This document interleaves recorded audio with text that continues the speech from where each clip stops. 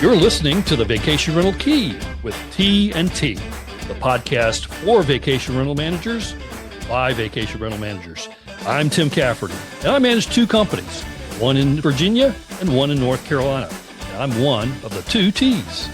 And I'm the other T, Tiffany Edwards, born and raised in the vacation rental business. I help manage our family businesses from Key West all the way to Kauai.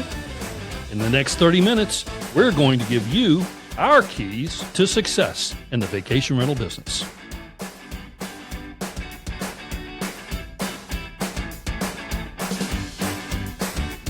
Welcome back, guys. Congratulations. Tim, we have made it to the end of summer. Oh, okay. What have we made? Well, yeah, the next podcast we drop is going to be on Labor Day.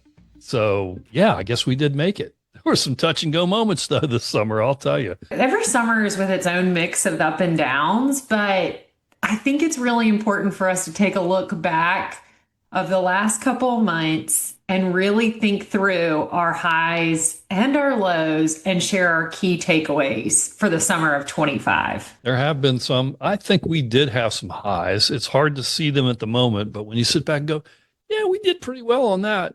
And there's some things that caught us by surprise. So now that we're at that point of the year where we are at a moment where we can maybe take a breath, let's look back at some of those keys that we saw this summer. I think we've got about 5 of them that we want to cover today. I think the first one is going to be of no surprise. And I know that we've mentioned it in our last podcast about overall trends, but man, this one came this summer aggressively. And that would be the shorter booking windows. Tim, I know that you've experienced that as well. Indeed. I was just looking at our July numbers as we're now at the point we kind of look at what happened last month. 42% of the bookings we took in July were what we would call last minute bookings. I have never seen anything like that. And even for us, I pulled some information for one of our companies. In July, we had a cut of 6 days for a booking window. And then in August, we had 8 days shortened, which is pretty significant when you look at them coming closer and closer into that time frame. So what do you think's causing this? People just not planning anymore? I think everyone's planning. I think anecdotally, my take is that we're entering into an uncertain economic time or have been in an uncertain economic time. I think credit card debt is really high. If you don't kind of have your pulse on what credit card debt is, you should go ahead and look at that because most of your guests are spending or purchasing on their credit card for your reservation, and they'll hold out until they've maybe made some of those payments. But with that financial uncertainty, people are taking less trips, and we've trained them to wait on a deal. It's like when you go online and you put a bunch of stuff in a cart and you wait for someone to tell you that you look nice and pretty and send you a 20% off discount before you pull the trigger on the cart. And I think that's what our guests are starting to do. They're waiting to see if they've got money in the bank, if they have a little bit of available time, and if the prices start to drop. Well, I don't think I've ever had anybody tell me that I was pretty before I bought anything, but okay, I'll go with that. But you know, what it means to me is that we have to be on our game of reviewing those revenue management reports weekly, not monthly. And it has even become daily and maybe even by the hour sometimes. You cannot ignore that. I can't stress enough. You need to have somebody looking, reviewing, and utilizing the tools that you have to make sure that you're positioned properly. I think it's really important. Like, I'm not a revenue management individual. It's not my absolute strength. I love diving into those weekly reports with our team, but there really has to be someone in-house that is really all that they do. I don't know, Tim, if you follow the same protocol, but we've been very successful on making sure there is one-stop shop within all the companies that monitor that. And I will say this summer has been almost on an hourly basis. It's crazy. We've never looked at the revenue management as much as we have in the last 3 months. Absolutely right. The thing that I can't get my head around really is looking at those reports, looking at the data. It's all trailing information. for the most part. It's telling us what's happened in the market. It's not telling us really what's happening in the market. So you still have to have that experience in that person to go, well, I know it is August the 9th. At what point do I start panicking about August the 23rd? Because the revenue tells me that the ADR is right and the market is here, but we are here. That whole conundrum really takes some skill. I've mentioned before that we've had some last minute bookings that just made me scratch my head. I think I mentioned in the last podcast that we had somebody book one of my personal houses the Friday before a Sunday check-in. And I actually went and visited with that guest. I gave him a little gift and a welcome. And so I was really surprised. Yeah, we were just sitting at home and it was Friday night and said, you know what? Let's go to the beach. I just can't get my head around that mentality. And Tim, I know that you've referenced this before too, but going back to the idea of someone really knowing your marketplace also needs to understand the holiday sector as well. I know you've made a reference of when the holiday for 4th of July falls on a Thursday or a Friday, what that looks like. You also need to look at Easter. This year it was in April. Last year it was in March. How does that change some of your numbers? You can't just understand what a software is putting out to you. You have to really understand the market and some of the context of historical data. No doubt. And then individually for properties, you need to look as well. We just took on a property in a local boating community, and it's the first one we've had in that area. The first thing we looked at is, when are the big fishing tournaments? Because we need to make sure we are priced properly for that property, for that specific event that's coming up, that we know we're going to book that property. How are we going to get the most dollars for that owner? And those kinds of things don't come to you right away, and they're not on an algorithm somewhere that you look at. You've got to have that experience to balance it out. That really makes me think, looking ahead to those who are going, what? What are you talking about? This December, there's a conference coming up where you have a group of people who are really into this. And that's our friend Amy Highnote and the DARM conference, which will be down in Sandestin again this year, the first few days of December. So mark it on your calendars if this sounds something like you want to dive into a little deeper. Absolutely. She always brings great content, especially for people like me who don't necessarily understand everything in data and revenue management. It's a one-stop shop for it all. So Tim, if we're thinking about this trend of a shorter booking window, we've talked about what we think has precipitated some of that change. I think we also have to look at the other thing that this summer has really brought as a trend and a key is that we're now dealing with a very financial, conscientious consumer. Last week, I know that the Washington Post just came out with an article, and they found that Americans are spending 25% less on vacations. Have you noticed that as well, Tim? I actually get the Washington Post, the paper. When's the last time you read a paper, Tony? Seriously? Okay. But one of the other things I saw was airlines are seeing more empty seats than they've seen in quite some time. People are not taking that airfare, back to that conscientiousness on the consumer end of things. But yes, I'm seeing not only people are using their credit card to get the points and being hesitant to make that call, but I'm also seeing that when they do make that call and they make the booking, and maybe we actually are talking to the guest and they ask about the week and the price, and the next thing they ask, now, what's your cancellation policy again? They want to have a real comfort level, and they really scrutinize cancellation policies more than I've ever seen. And again, I think that the industry is training them that way with so many options for a cancellation, but that financial conscientiousness is just producing a very risk averse consumer and guest. And so you need to really be aware of that. And I do want to add into to the rewards points.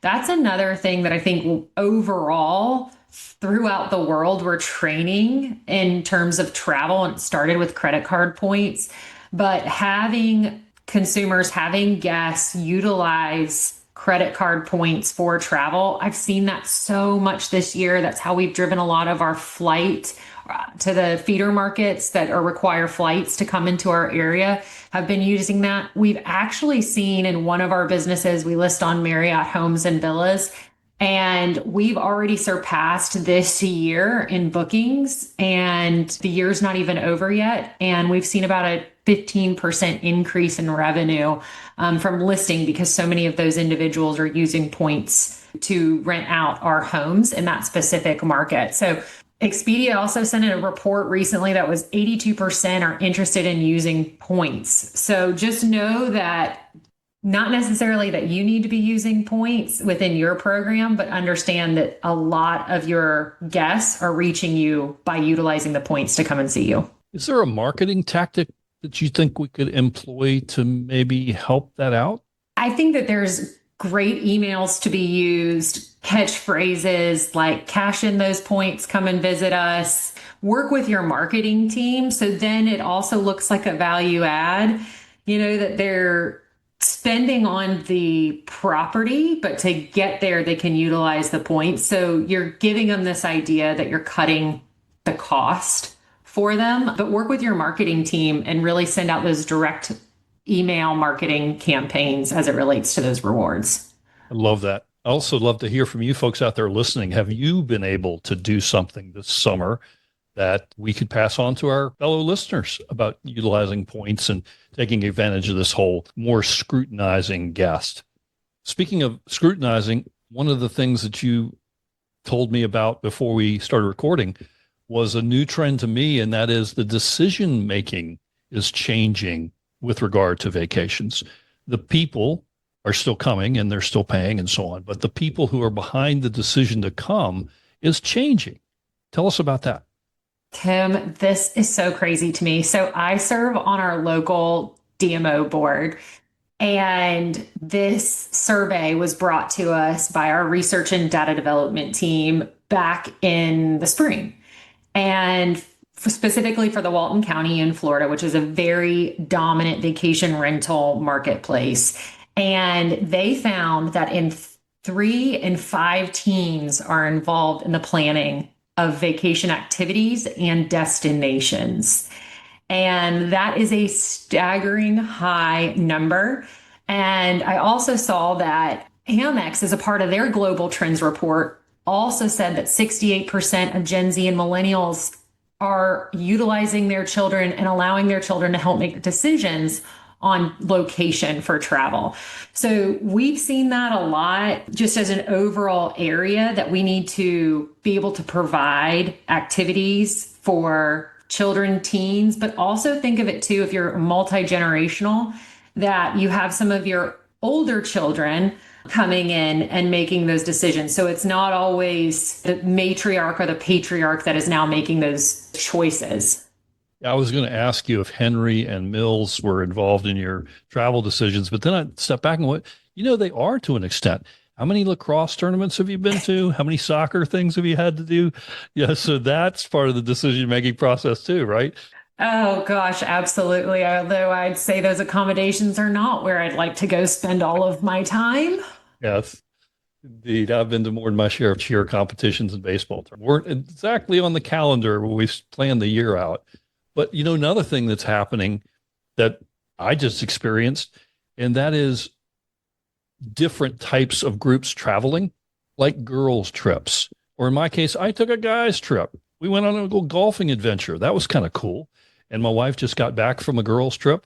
And to the T of what this podcast is about today, I was like pushing her. She knew she was taking this trip 6 weeks in advance, didn't make any arrangements other than the flight.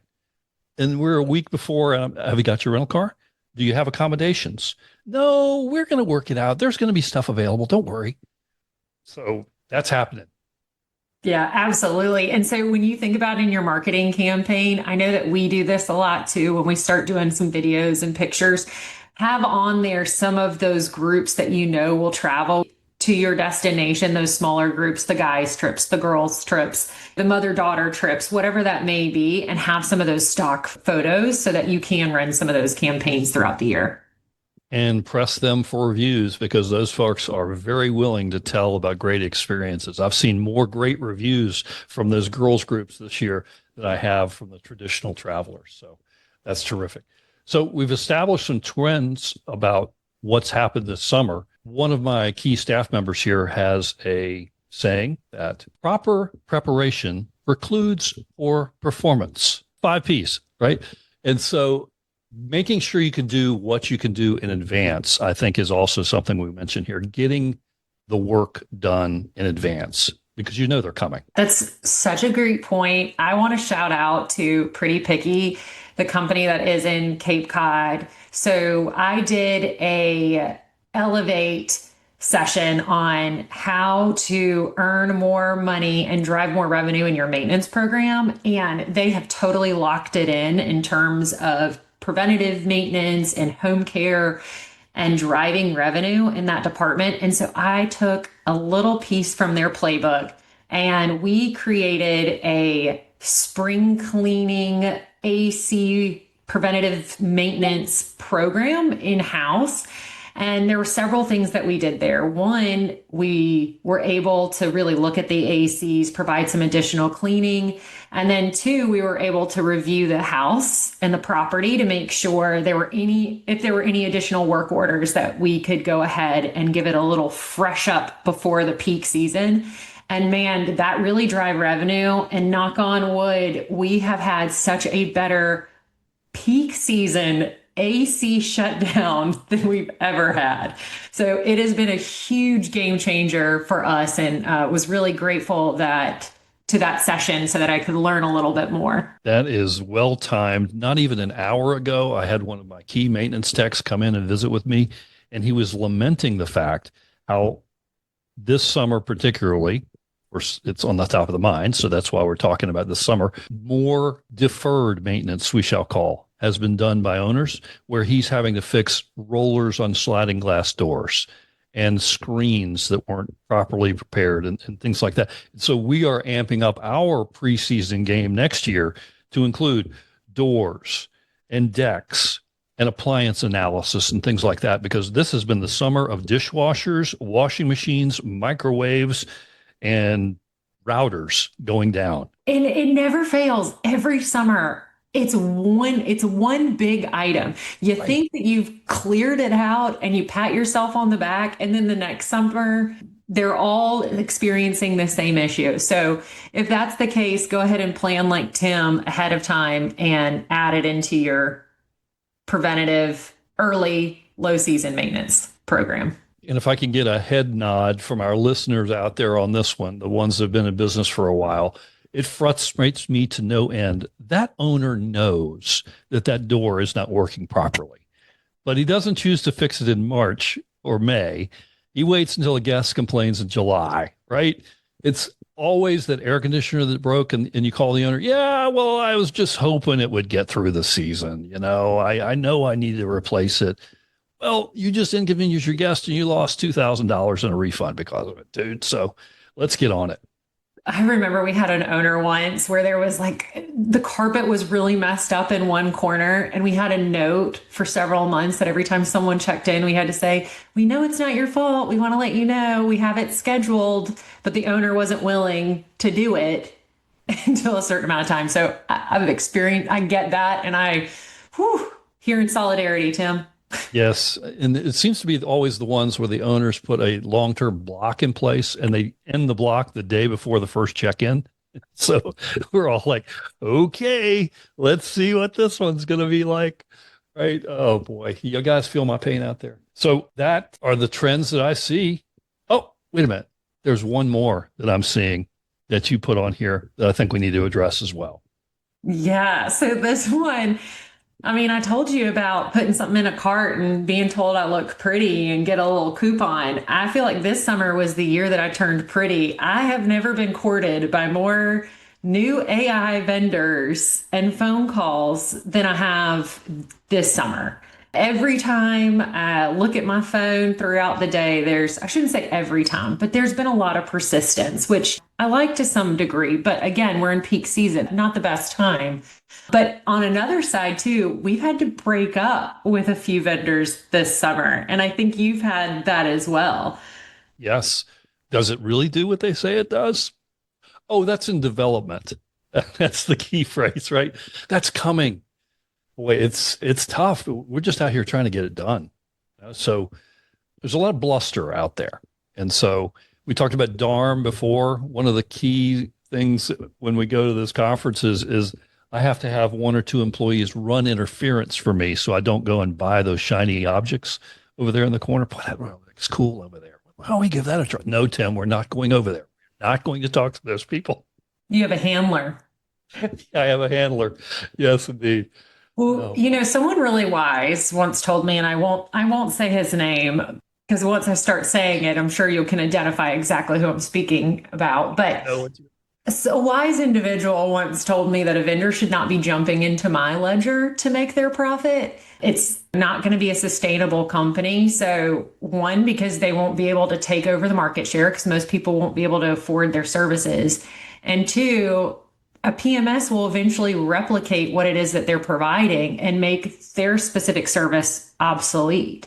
And so we've seen that a lot. And when you look at some of these different AI vendors that are coming out or vendors that are starting to court you, really think through how much this is exactly going to cost and it coming into your ledger. But then in a couple of years, is your PMS system going to just take it over? Yeah. Great point. I'm just having flashbacks of some of the messages I've gotten this summer. First of all, I'm not sure how they got my cell phone. And then I'll get not only calls, but texts. Hey, Tim, I see you're in the market for so-and-so. What would make you think that? No, I'm not. And then the other thing is, if they're doing something, is it something you could do on your own? Maybe think of that aspect of it. And don't you love I group vendors, these people that touch base with you and go, hey, just wanted to ping you and let you know that I'm available for a meeting Tuesday at 2 or Wednesday at 3. Which fits your schedule better? I know you want to talk to me about this new product I have. That's a assumptive close, I guess, is what they call that. Yeah. Well, yeah. Or if they're in the market and, hey, I just want to stop by. Right. Don't stop by without a care package. How lucky am I that they're here? Wow. And, not to say, because I do love a lot of our vendors so much, but I do think that it's something that everyone just has to be really conscientious about. And again, like I said, this was also the summer of breakups. They're individuals that I absolutely love. And unfortunately, their programs no longer fit for us. So we had some websites that we had to move over because they were just not converting in the way that they needed to be during this economic time frame. And that was a business decision. So we had some pretty sad breakups this year as well. I'm sure you tried to renegotiate before you broke up, right? Yeah, always renegotiate. There's always some wiggle room, I think.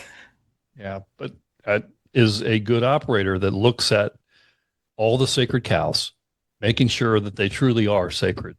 I'd mention as well, as you're talking about experiencing breakups and being courted, this is also the time of year where property owners are looking to be courted, and you might be looking to break up. Back to some of the examples I gave you before. Is that owner really a good partner? Because we're in business together. And I always make that point. You guys have heard it before, and I'm going to say it again. It's not their home. Although Tiffany likes to use that word. I say to my property owner, the moment you accepted the first dollar in rent, it no longer became your home. It is a commercial domicile. You've opened a business here, and we are in business together, and we need to operate that way. And if you do not have a good business partner, whether they're being abusive to staff, whether they're not doing their part on keeping up the investment, or whether they're just a general pain and they have maybe false expectations about what you can do, this is the time to look at that relationship and consider a breakup, because not all relationships are great and some are better afterwards. And Tim, there's probably a subset A from that too, of some of the things from the summer. But a lot of our properties that did really well last year did not do necessarily as well this year. Or some of ours that didn't do well last year did really well this year. So really looking through that as you have these conversations of the breakups and then maybe the owners you want to get back in touch with, that's important too, because this summer definitely was very different in terms of who were our producers and who weren't. Yep. I am thinking about one particular property owner that dealt with here in the last few weeks, we'll say. I won't pinpoint it. We had a situation where a porch swing had fallen at the property and the guest was injured. And so that's pretty serious, right? And so we removed the swing And everything's fine. We're moving along. And literally like 3 weeks later, the owner goes, well, where's my swing? You didn't throw it away, did you? That was a very expensive swing. Like, don't worry about asking how the guest is with their broken tailbone. That's a relationship we need to review. Wow, that's what your first thought was? Where's my swing? When somebody was injured and taken to the doctor? Ooh, yeah, that gives me anxiety of the liability. Yes, that's what we're in business to protect them. That's what my first words were to them. So we covered some keys. The booking window is shorter. And of course, people are very conscientious now, financial conscientious consumer. That decision maker is changing. There's something you may not have thought of. That low season work before the season start, essential. And then, of course, the breakups and you being courted. Those are our summer 25 trends. Do you have some we've missed? Drop us a line. Come visit us at The Vacation Rental Key with T and T. Don't forget to spell it and at the end. You can communicate with us there. You can see us on social. We'd love to hear from you. And we're getting to the season. The conferences are arriving. And so you will see us out and about. And we hope you stop by and say hello and tell us what you like about the podcast and what we might do for future episodes. We love to hear from our folks out there listening wherever you are. Thanks, guys. We appreciate it. We hope that you've had the really highest of highs, but not the lowest of lows this summer. Remember, we're here for you too. Okay, we'll see you on Labor Day. So long, everybody.